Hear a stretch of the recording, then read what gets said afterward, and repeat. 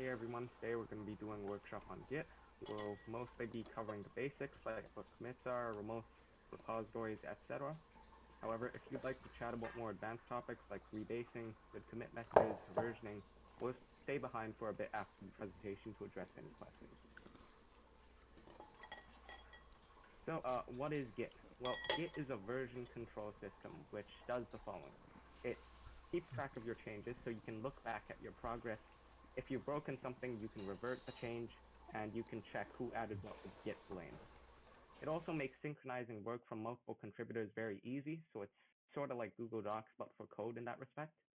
And finally, it allows you to back up your project to multiple storage locations, which are called remotes, and easily retrieve them on a new device. Vincent, you want to take this one? Sure. So, if you want to install Git on Linux, you can use the package management tool, so like sudo apt install git. I'm not too familiar with every single distro of Linux, but I'm sure if you use Linux, you probably know how to use Git.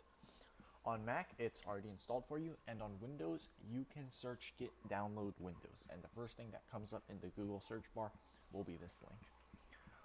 The alternative to using Git is to install like a desktop edition of Git, or I don't know what it's called, but it's easier to use. We will go through that later in this workshop.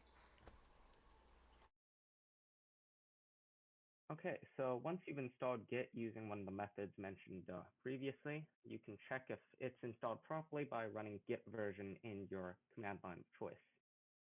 For me, it outputs something like git version 2.29.1.windows.1, but obviously the output will vary across Git versions and different platforms.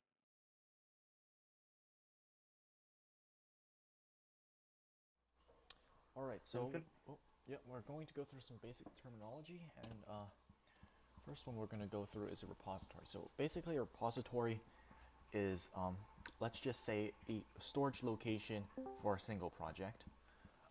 If you already have a separate folder for your project, all you need to go is to go to the command line and type git in it, and this will create a new repository. Alternatively, if you're using GitHub, we have a we'll be walking you through that later in this recording.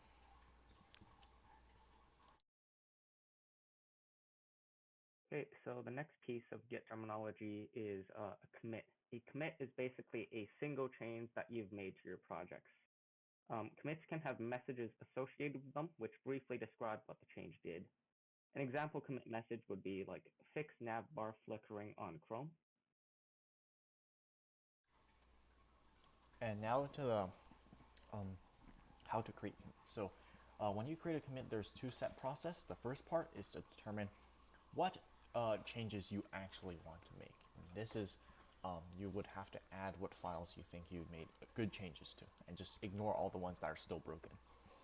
And then you can actually make the commit by typing git commit -m commit message. Again, we're going to be walking you through all this at the end of this video. Okay, so just to elaborate a bit on that, this doesn't really matter in a hackathon, but in a real project, you would want to scope your commits as tightly as possible. So you don't want to make a bunch of unrelated changes in a single commit. You would want to split them up. Okay, so note that if you're working on a project with other people, commits will not automatically show up for everyone else. To fix this, we'll need to use something called a remote, which is sort of like a middleman. The idea is that all the people working on a project can make their changes locally. They can make a commit, and then they could push them to the remote, and all the other people can pull the changes that they've added from the remote.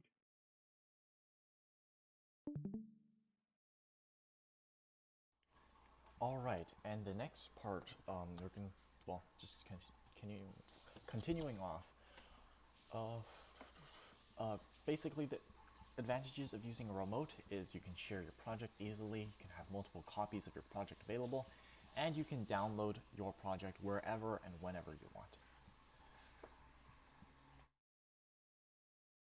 Okay, so we talked a little about how remotes enable multiple people to collaborate earlier, but let's just elaborate on that. The workflow is sort of like this. If we have two people working on a project, A and B, it can work like this. So first, person A makes their changes on their local copy of the project. They commit their changes. Then person B also makes some different changes to their copy of the project. Now person A pushes to the remote repository. then person B pulls from the remote repository, and then finally person B pushes back to the remote repository. At the end, both person A and person B changes are tracked on the remote repository, so nothing is lost. And this leads to the next part, which is actually using Git with this hackathon, because it will be important for both working on your project and submissions. So if you do not already have a GitHub account, we highly recommend going to GitHub and signing up for an account. For now, we did include a bit of stuff about how to create repositories, but we will be going over that in detail in just a few short moments.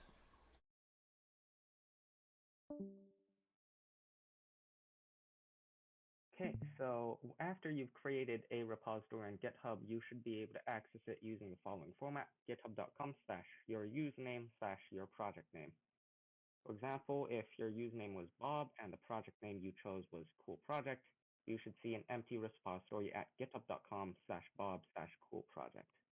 Note that if you created a new repository using the method mentioned earlier, like here, then GitHub will automatically open the new repository after you do that. Yeah,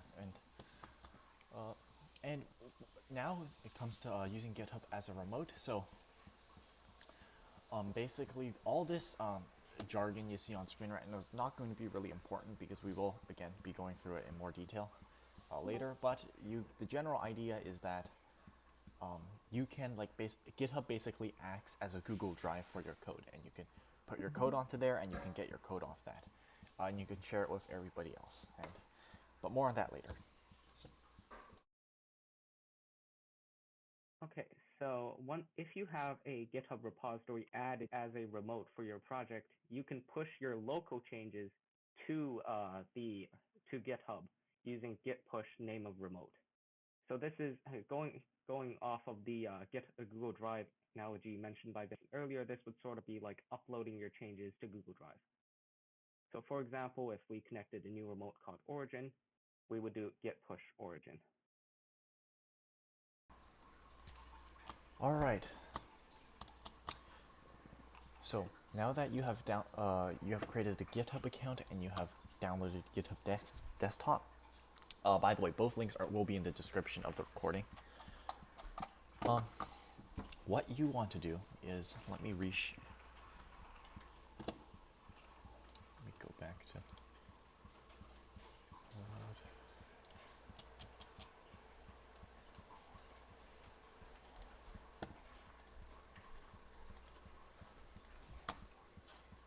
Alright, now I should be streaming my whole desktop. So, now that you have GitHub Desktop installed, we need to open it. Just a second. Now you can see that this is obviously my current stuff, but all you need to do is sign into your account first. It will the first thing it will ask you to sign in. Once you have signed in, you want to go to File, Clone Repository, and now if you're signed in, it will list out every single project you have. You can see that I have quite a few. Alternatively, you can also paste in a URL like your username. So my username is vincoreqc / and then I can just type in like vshacks2022 if that was something I created. But I'm going to use our website. So pretend that I just cloned the vshacks website. Now what I can do is I can open VS Code or whichever text editor you are familiar with, and folder. Okay, where's my GitHub?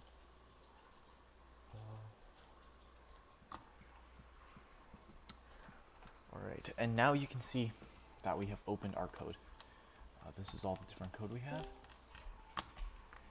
And what you essentially want to do is, now you can make your edits to your code. So let me just make a super small change in